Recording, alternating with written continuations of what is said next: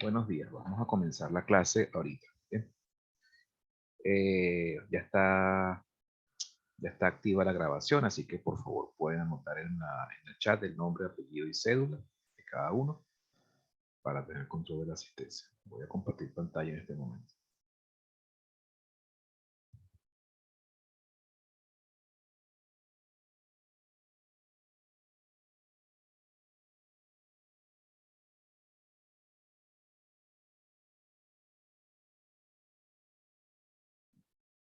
Bien, hoy vamos a comenzar lo que ya corresponde al último tema de la asignatura. El tema se llama transformación de una variable aleatoria. Bien. Esta guía que tenemos aquí, bueno, al igual que las anteriores, están todas montadas en PDF, en módulo 7, así que bueno, cualquiera puede entrar en detalle y revisarlas por ahí, ¿okay? Descargarlas y echarles un vistazo. ¿Okay?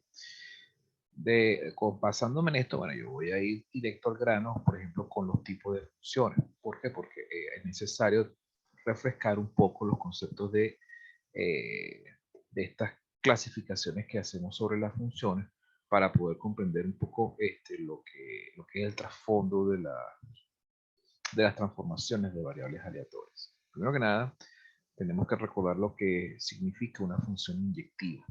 Si partimos del concepto de que tenemos dos conjuntos definidos como A y B, los cuales corresponden a una función f, ¿ah? La función f es inyectiva si cada imagen lo es a lo sumo de un solo elemento de A. ¿Okay? Entonces, fíjense, por ejemplo, aquí tenemos cuatro gráficos. ¿Verdad? Fíjense que tenemos el conjunto de los valores del eje real en X y el conjunto de los valores en el eje real en Y. Fíjense que para este ejemplo que tenemos acá, tenemos el ejemplo de una ecuación de una línea recta. Entonces podemos decir que por cada valor de X hay un único valor de Y. Bien. Desde menos infinito hasta más infinito en ambos ejes. Por lo tanto, podemos decir que la función x igual a y o y igual a x es una función de tipo inyectivo. Bien. El segundo ejemplo es y igual a x al cubo. Al igual que en el caso de y igual a x, cada valor de x tiene una única imagen en el eje de las y. Bien, entonces cada elemento del conjunto x tiene un único elemento correspondiente en el conjunto de las y. Entonces, la función y igual a x al cubo se concluye pues que es una función de tipo inyectiva. La función exponencial también es un caso de función inyectiva porque, bueno, como pueden ver, es una función, ¿ok? Ella viene desde menos infinito hasta más infinito, ¿ok? Por cada valor de x hay un único valor de y. Y la función logaritmo también tiene ese mismo comportamiento. Aquí tenemos entonces 4 ejemplos de funciones de tipo inyectivo. Pero repito, la característica que las representa es que por cada valor de x hay un único valor de y. Ejemplos de funciones que no son inyectivas. Esto es la negación de lo anterior. Fíjense que tenemos esta parábola. Fíjense que en el caso de la parábola ahí ocurre que si nosotros, por ejemplo, trazamos una recta horizontal por aquí, esta recta horizontal que va a que nos conduce a que por un único valor de y, ese único valor de y va a tener al menos, o perdón, a lo sumo, mejor dicho, va a tener a lo sumo dos valores de x. El único caso donde hay un único valor de y un único valor de x correspondiente es en el punto mínimo. En el punto mínimo solo va a haber un único valor de y, tal que va a tener solo un único valor de x correspondiente. ¿Bien? Pero eso es ya para el resto de los valores de y, tienen por cada valor de y dos valores de x respectivamente. Pero por supuesto, ya aquí ya está rompiendo la regla de lo que es la definición de una función inyectiva. En este caso, esta no es inyectiva.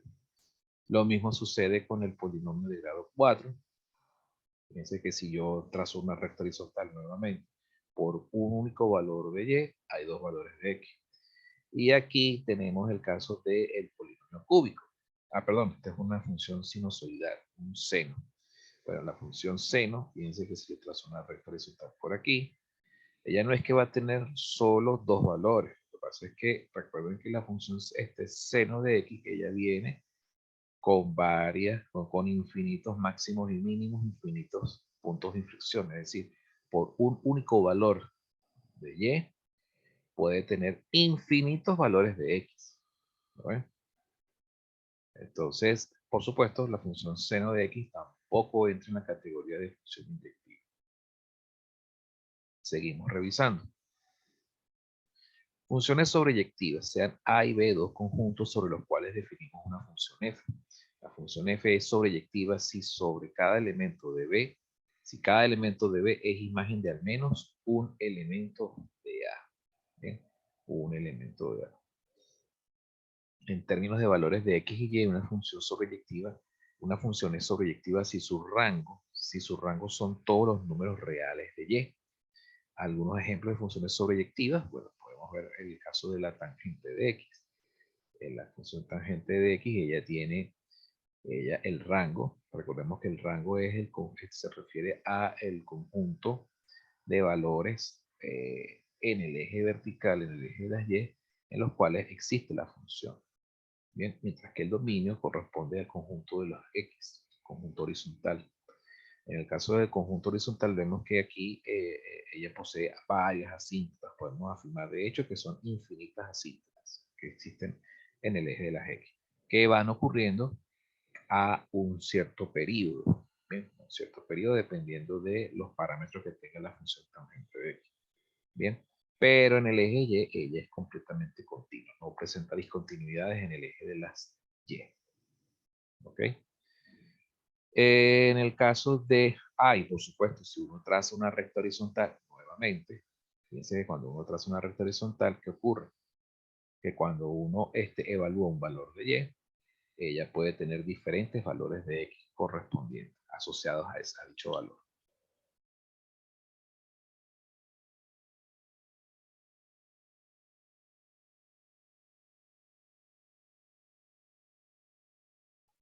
A ver, estoy tratando de eliminar este objeto, pero se puso como complicado.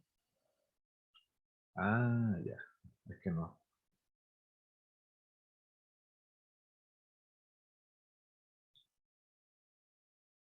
No entiendo qué tiene este recuadro aquí. En un segundo que parece que se bloqueó el Zoom. Voy a dejar de compartir y compartir nuevamente. Okay.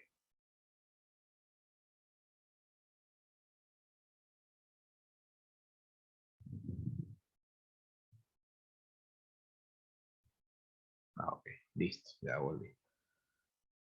Bien. Algo raro había pasado acá.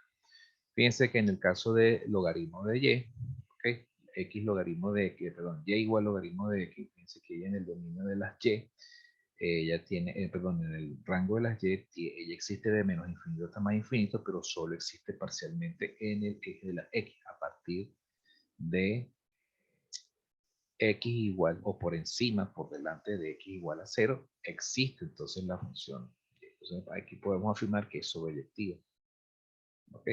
En el caso de la función y igual a x, ella aquí tiene comportamiento sobreyectivo también. Fíjense que ella, aparte de que es inyectiva, también es sobreyectiva. Es un caso bien curioso. ¿Por qué? Porque entonces ella también tiene dominio en el eje de las y por completo. Pero aquí es el caso de que tiene un único valor de, por cada valor de x hay un único valor de y viceversa. Este es otro caso, este polinomio cúbico que tenemos aquí también es un caso de función sobreyectiva. ¿Por qué? Porque tiene dominio completo o ella existe completo desde menos infinito en y hasta más infinito en y también. Bien. Aunque fíjense que tiene otro comportamiento curioso. Por lo menos tiene, cuando uno traza una horizontal, para un determinado valor de y, ella puede tener a lo sumo 3 valores de x. Pueden haber casos en los que tenga a lo sumo 2, perdón, o incluso que tenga entre 2 hasta 3 valores de x por cada valor de y, dependiendo de si de repente está tocando un punto máximo o un punto mínimo, o simplemente está en cualquier posición. ¿Okay? Estos son los casos de sobreyectivas e inyectivas. Cuando pasamos entonces a la siguiente categoría, entonces vemos el caso de funciones biyectivas. Las funciones biyectivas son entonces aquellas que tienen comportamiento tanto inyectivo como sobreyectivo. Es decir, que de este ejemplo, aquí ya pudimos ver algunos casos, como por ejemplo, fíjense que esta función y igual a x es un caso que es biyectiva. ¿Por qué? Porque tiene comportamiento sobreyectivo e inyectivo. Bien, este es un caso de ese comportamiento. Funciones que no son biyectivas son, por ejemplo, este caso donde tenemos una función que es 1 a 1. Aquí tenemos el caso del logaritmo, que es una función 1 a 1, ¿verdad? Pero el problema es que viene siendo, aquí tenemos sobreyectiva, inyectiva. Estos son los ejemplos de funciones que no son biyectivas. ¿Por qué? Porque entonces aquí, cuando uno revisa en el eje de las y, uno ve que el rango está restringido a partir de y igual 0 en adelante. Bien. Entonces ya con el hecho de que no cumpla, de que no es, primero, no cumple el hecho de que sea inyectiva. Y por otro lado, tampoco cumple el hecho de que la función fuese, ¿cómo se llama? Oye, esta broma sí me distrae que ocurran estos errores aquí con el Zoom. No sé qué rayos pasa. Ok. Tengo un problema aquí con la computadora que se me está pegando. Ajá. No, esta función no es biyectiva. ¿Por qué? Porque no es inyectiva ni tampoco sobreyectiva. Bien.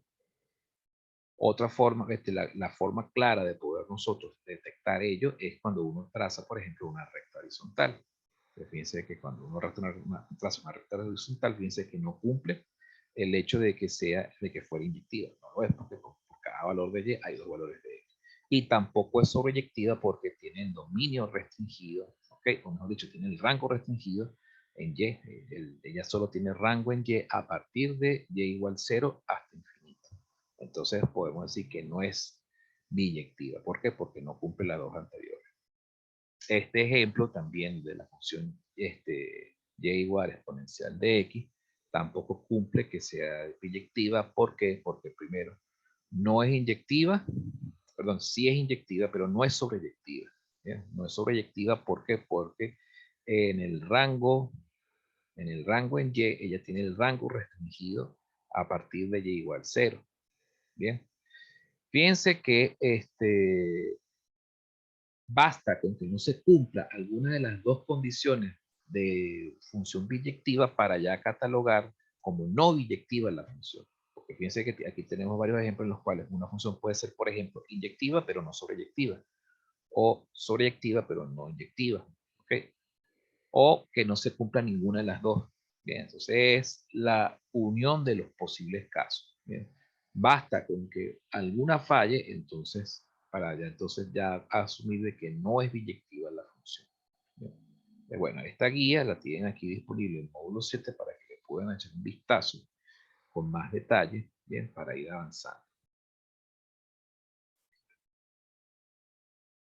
En resumen, bueno, aquí tenemos todos los casos de funciones inyectivas y biyectivas, funciones inyectivas, biyectivas, sobreyectivas, etcétera. Entonces, fíjense que aquí tenemos, nosotros podemos agarrar y organizar todo esto en por lo menos dos conjuntos, el conjunto de las funciones inyectivas y el conjunto de las funciones sobreyectivas. Ese conjunto, por supuesto, se intersecta y dentro de la intersección tenemos y igual x al cubo, y igual logaritmo de x, y igual raíz cúbica de x, y y igual 1 sobre x, que todas estas funciones, por supuesto, las tenemos representadas arriba. Bien, entonces, pero también tenemos el conjunto de las funciones que no son inyectivas ni sobreyectivas, que son estas funciones que están aquí afuera. Bien, entonces pueden aquí ver más o menos cómo están distribuidas todas las funciones que revisamos anteriormente. Ahora bien, ¿por qué es importante revisar el tema de si una función es biyectiva o no, sobreyectiva o no? Porque de ello dependerá el tipo de método con el cual nosotros ejecutaremos una transformación de variable aleatoria. ¿Ok? Y por supuesto, uno de los métodos más importantes para poder hacer esa deducción es trazar el método, aplicar el método de la recta horizontal para poder chequear si por cada valor de y existe un único valor de x o si existen más valores de x. Eso es por supuesto para chequear si la función es no inyectiva o no es inyectiva o no inyectiva, primero que nada. Y después chequear el rango. Si el rango en Y va desde menos infinito hasta más infinito, entonces podemos nosotros afirmar que la función es sobreyectiva. Pero si la función no es inyectiva y tampoco es sobreyectiva, entonces la función no es biyectiva. ¿Ok? O si la función es inyectiva pero no sobreyectiva, tampoco es biyectiva. O si es sobreyectiva pero no inyectiva, tampoco es sobreyectiva. Bien. Biyectivas son funciones que cumplen entonces tanto el criterio de inyectividad como sobreyectividad. Bien. Bueno, eso es el repaso que tienen que hacer por acá. Ahora sí, entrando ya de lleno en lo que es el tema de transformación de variables aleatorias, vamos a tratar el caso de que vamos a tener los casos en los cuales la función o la variable es discreta, o es continua, o es mixta. Y vamos a también definir una segunda variable que va a estar en función de la primera. Según una función, ¿okay? Que vamos a analizar una función g, que determinaremos o identificaremos con la letra g. Y a esta función g es necesario siempre graficarla. Hay que graficarla para saber, por supuesto, cómo es su comportamiento y cómo la vamos a catalogar. Si es inyectiva, hay que hacer la prueba de inyectividad.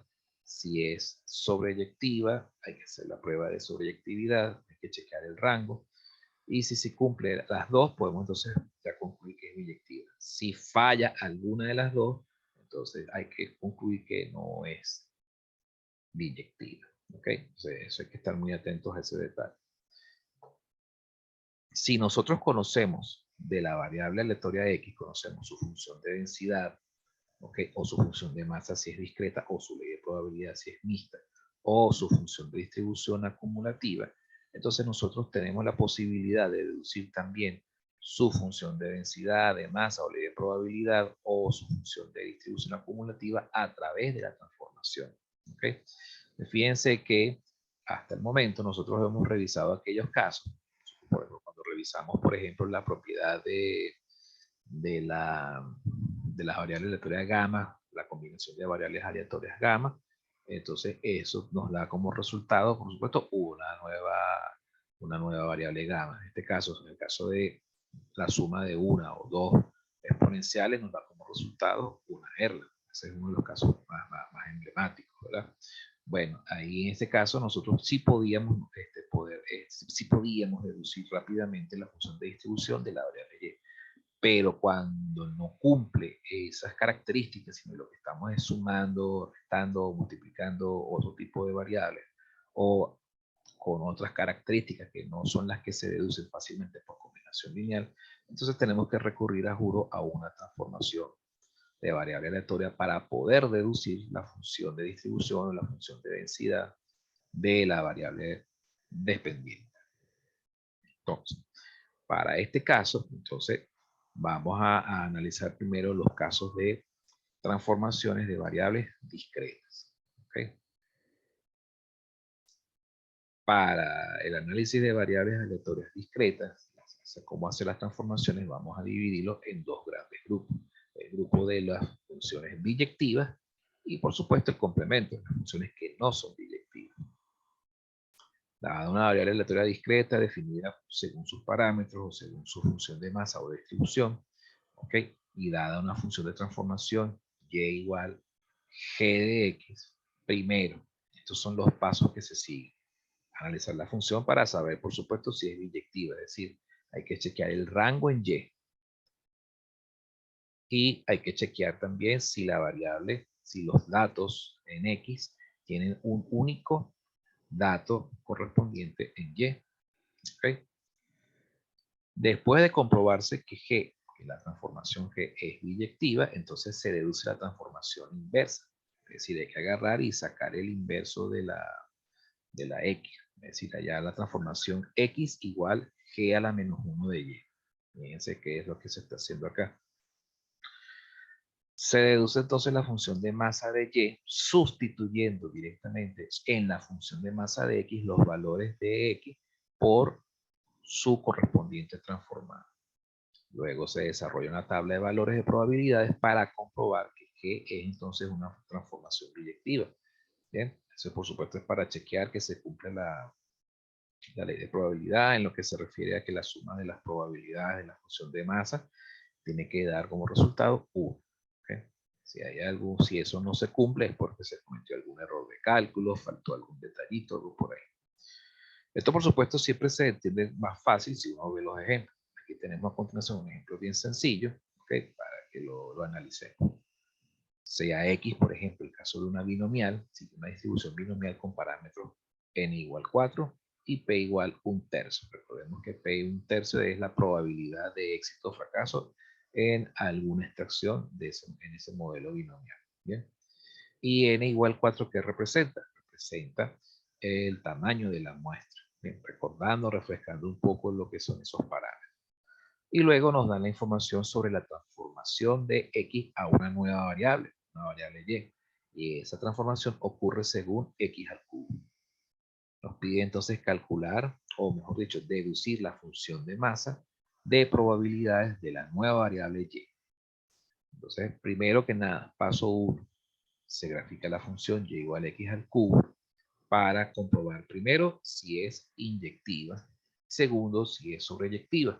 Como podemos ver, la función efectivamente es una función inyectiva. ¿Por qué? Porque por cada valor de y existe únicamente un único valor de x. De hecho, esto se comprueba con la recta horizontal, trazando algunas rectas horizontales a lo largo del rango de la variable.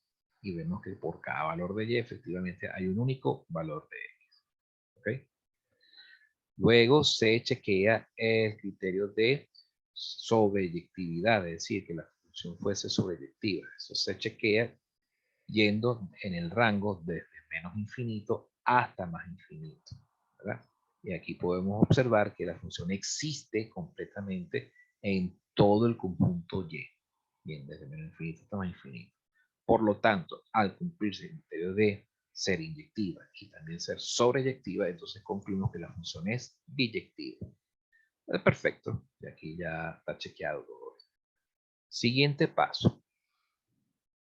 El siguiente paso a continuación es hacer la transformación inversa. Fíjense que si y es igual, lo tenemos aquí, y igual x al cubo, la transformación inversa, es decir, la función inversa es simplemente despejar la x.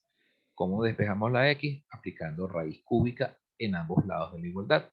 De manera que logramos despejar rápidamente la x y queda que esta es igual a raíz cúbica de y. Bien. Esta es pues la transformación. Siguiente paso, deducir la función de masa de la variable y. La función de masa de la variable y va a depender de cómo viene dada la función de masa en x. Tomamos la función de masa en x, sabiendo que es una binomial, entonces construimos aquí la ecuación, ¿okay? Tomamos la rama donde esa función existe, ¿ok?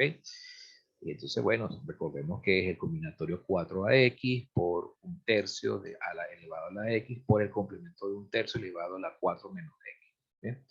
Y donde van las x se sustituyen por su transformación inversa, es decir, por la función inversa raíz cúbica de y. Y esto es pues entonces el resultado final. Fíjense que es bien sencillo, por lo menos lo que es el enfoque práctico, pues el enfoque cuando se trabaja con variables discretas. ¿Bien? Esta es la prueba. Finalmente, se plantea o se escribe la función de masa ya de manera formal con llave, especificando la ecuación y los valores de y en los cuales la ecuación aplica. Y la rama 0 para especificar cualquier otro caso donde no se cumpla o donde esa variable no exista. Bien. Si graficamos la tabla de valores, como para tener una idea de cómo vienen las funciones de la tabla de valores de la función de masa de Y, ella tiene esta forma. Si la comparamos con la tabla de valores de probabilidad de la función de masa de X, ella tiene una forma un poco más suavizada. ¿Bien? Como para ver de alguna manera la relación, cómo estas dos existen. Fíjense lo interesante que viene siendo las transformaciones de variables aleatorias, porque ellas nos permiten obtener nuevas funciones de densidad o nuevas funciones de masa o nuevas funciones de distribución, ¿ok? A partir de una función original, ¿ok? Haciendo, por supuesto, primero, chequeando que se cumplan condiciones de biyectividad de la transformación, ¿okay? De la ecuación que define esa función por allí. ¿Bien? Y luego haciendo la transformación inversa, sustituyendo la función de masa de la variable original y así generamos la nueva función de masa. ¿Bien? Aquí hay algo muy interesante cuando nosotros chequeamos. Cuando nosotros chequeamos estos gráficos, aquí se aprecia algo que es importante destacar. Cuando comparamos el evento de que Y sea igual a 0 con el evento X igual a 0, ¿tá?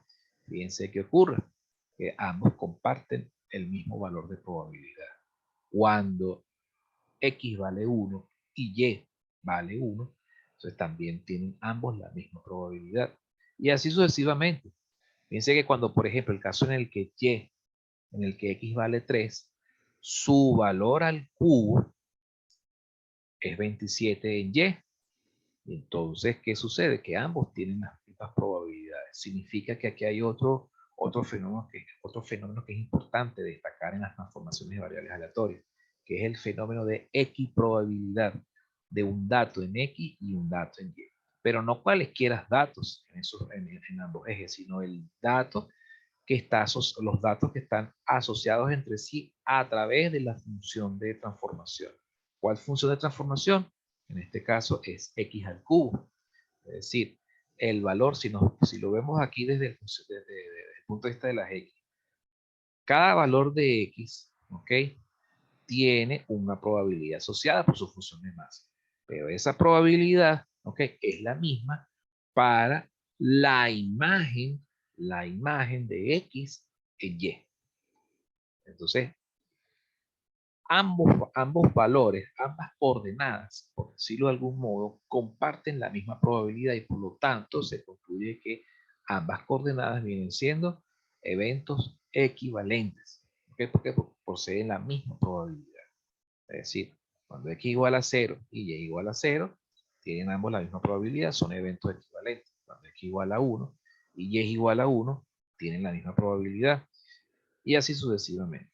Pero son justamente los pares de valores que están relacionados entre sí gracias a la transformación y igual a x al cubo. ¿Bien? Esto es muy importante porque esto es la médula, el núcleo de lo que es la transformación. El propósito es de lo que de alguna forma te facilita que tú puedas hacer la transformación de y a x y viceversa. Que es que la coordenada en x tiene que tener la misma probabilidad que la coordenada en y. Recordemos que esas coordenadas son eventos. El evento de que la variable tome un determinado valor. Bien sea la variable en el eje de las x o bien sea la variable en el eje de las y. Esa equiprobabilidad es necesario que exista. Si en algún momento se rompe esa equiprobabilidad, entonces algo ocurrió, se cometió algún error de cálculo o peor aún, no se hizo mal el examen de que si la función es inyectiva o biyectiva, ¿okay? O sobreyectiva. Justamente el hecho de que la función sea biyectiva es lo que permite que podamos obtener este fenómeno de equiprobabilidad 1 a 1. ¿Bien? Eso es lo que garantiza la biyectividad. La biyectividad es importante comprobarla para poder entonces tener la seguridad de que por cada valor de X existe un único valor de Y por lo tanto entre esos dos valores ambos valores van a compartir siempre la misma probabilidad de ocurrencia. Veamos un segundo ejemplo. Sea X una variable geométrica, de parámetro 1/4. Recordemos que la variable geométrica es un caso particular de las variables binomiales. ¿Se acuerdan? Que era aquel tipo de problema en el que no sabíamos cuándo terminaba el muestreo, pero siempre nos pedían era hallar la probabilidad de que el primer resultado exitoso ocurriese en la iésima extracción. Supongamos, bueno, supongamos que tengo varias pelotitas amarillas y otro conjunto distinto de pelotitas rojas, entonces estoy haciendo una extracción de una cesta de esas pelotitas, y entonces quiero saber la probabilidad de que la primera pelotica roja salga en la octava extracción. ¿Okay? Y la condición es que esa pelotica roja tiene que salir justo en la octava. En las anteriores no debe haber ocurrido ese evento. Bueno, ese tipo de probabilidades se calculan con la geometría, más que todo refrescando un poco. Luego nos dan la información de y igual, la transformación de y igual logaritmo 1 más x. Nos piden deducir la función de masa de y. Entonces, sabiendo que x sigue una geometría. Lo primero que hay que hacer, por supuesto, es hacer el chequeo de si la función es biyectiva o no. Primero chequeando si es inyectiva. El chequeo de inyectividad es trazando, por supuesto, rectas horizontales, ¿okay?, a lo largo de la gráfica para chequear que efectivamente es inyectiva. Fíjense que aunque en esta gráfica, no, en la última recta horizontal que tracé, recuerden que este es un logaritmo y ese logaritmo él crece lentamente. Quiere decir que más adelante sí ocurre la intersección y es una única intersección. Entonces sí se cumple que es inyectiva. Por cada valor de y hay un único valor de x. Bien.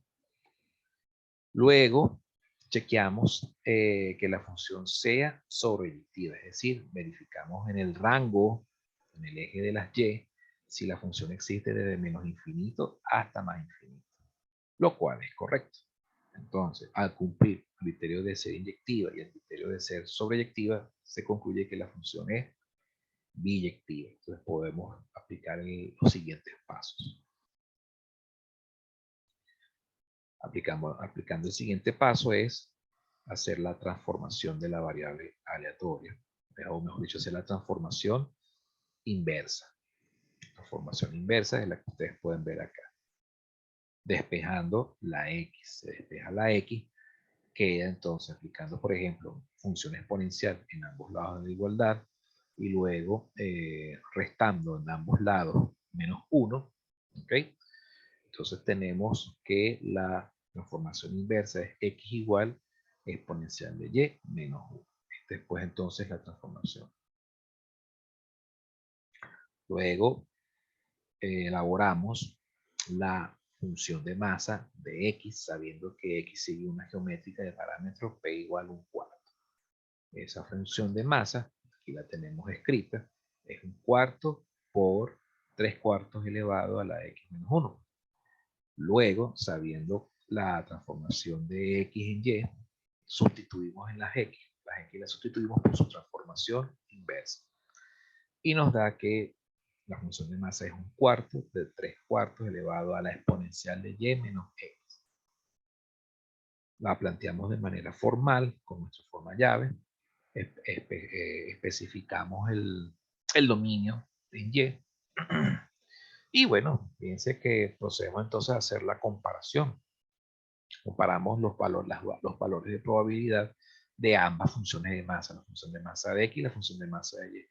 Y efectivamente se cumple que cuando x vale 1, y por la transformación que existe vale 0,6931, ¿verdad? Bueno, esto es redondeado, un redondeo salvaje a 4 cifras decimales, pero recordemos que esto es un número real. ¿Ves? Y para ambos casos, para ambos valores, ambos valores tienen la misma probabilidad de ocurrencia. Y eso va a repetirse en los demás valores de la función, tanto de masa de x como la función de masa recién deducida de y. Bien.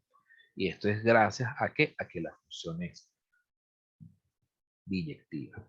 El criterio de biyectividad nos garantiza que los valores de x y de y cada par de valores X y compartan la misma probabilidad de ocurrencia. ¿Okay? Y eso hace exitosa la transformación. Fíjense que aquí también hay algo curioso, que Y, ¿qué tipo de variable viene siendo Y? Y tiene que ser también una variable discreta, pero esta es una variable discreta, bien particular. ¿Por qué? Porque nosotros estamos acostumbrados a ver variables discretas cuyos dominios son números naturales o a veces hasta números enteros, dependiendo del caso. Este es un caso particular de variable discreta cuyos valores no son naturales ni son enteros. Son valores que son fruto de una, ¿cómo se llama? De una transformación a un número real, que está redondeado a ciertas cifras decimales. Pues. ¿Okay? Este es un caso curioso. ¿Okay? Que bueno, que también es tratado en la matemática. Estamos ya en el campo de lo que son las matemáticas discretas. ¿Okay? Pero bueno, eso no se va a explorar mucho acá en estadística y probabilidad. Pero sí es por lo menos interesante notar esa cualidad que tiene la nueva variable aleatoria. Ahora vamos a ver el segundo bloque, el segundo conjunto de casos. ¿Qué sucede cuando la función no es biyectiva? Entonces aquí ya hay que tener más cuidado. Aquí es cuando ya la cosa empieza a complicarse un poco.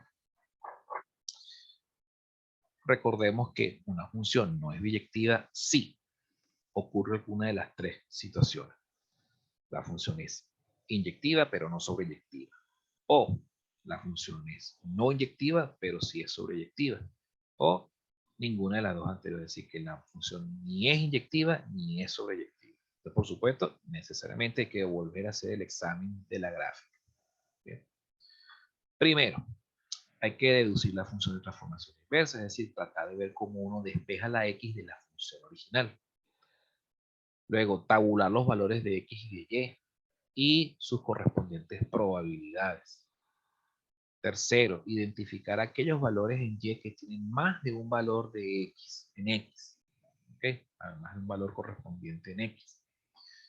Y luego, este paso es fundamental, asignar la suma de las probabilidades de aquellos valores de X que corresponden a un único valor de Y, cada valor de X va a tener una probabilidad, entonces hay que sumarlas. Y entonces la suma de esas probabilidades se le asigna a la probabilidad de ocurrencia de ese valor de Y. Bien, eso es importante chequear. Bueno, esto podemos aquí agarrar y hacer un ejemplo bien sencillo, rapidito. Supongamos que tenemos aquí una transformación que es un polinomio cúbico. Hacemos la prueba de la recta horizontal y vamos a encontrar que por un único valor de Y, ella va a tener 1, 2, 3 valores de X. ¿Okay? Un X1, un X2 y un X3. ¿Qué sucede? ¿Cuál va a ser la probabilidad de ocurrencia de Y? Va a ser la suma de la probabilidad de ocurrencia de X1 más la probabilidad de ocurrencia de X2 más la probabilidad de ocurrencia de X3. Entonces hay que sumar esas tres probabilidades y asignárselas a la probabilidad de ocurrencia de Y en términos de lo que es su función de masa. Eso por supuesto es ¿por qué? Porque la función no es un caso no biyectivo. Si la función fuese biyectiva, bueno, ya tiene un único valor en X, por un único valor de Y hay un único valor en X. Entonces la probabilidad de ocurrencia en X se transfiere directamente a Y. Entonces esa es la relación 1 a 1. Pero cuando es no biyectiva, esa relación 1 a 1 se rompe. Hay que hacer este análisis. Queda menos de un minuto. Vamos a salirnos de esta sesión y pasar inmediatamente a la siguiente. ¿Okay? No se vayan, no se retiren. Ya vamos a continuar.